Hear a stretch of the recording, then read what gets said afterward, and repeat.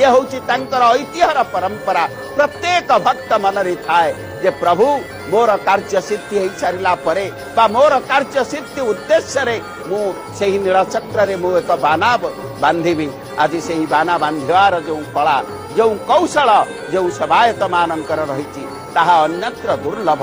एई भाव में अति उच्चर जो कीर्ति स्तंभ जो मंदिर ता उपरे अति सावधानतार सहित आरोहण करी एवं जो बाना आगुरु बंधा जाइथिबो ताकू आनी से होउची से निर्माल्य हो जाए जहाँ श्रीअंगरु बा श्री मंदिररु अपसारित हो जाए ताहा हुए निर्माल्य। से ही निर्माल्य को आनी समस्त भक्त मानक मध्यरे ताहा आवंटन बंटन करा जाई थाए एवं सेमाने तार खंडे खंडे जतबेले तांकर बेकरे पकांती बा तांकर हाथरे धरंती निजको अत्यंत धन्य मने करि थांती। यह होउची एक स्वतंत्र गोष्ठीर बा स्वतंत्र विभागर एक सेवायत जो माने यही कार्य करि परिबे चुनारा सेवक एवं से माने अन्य माने से कार्य करि परिबे नाही।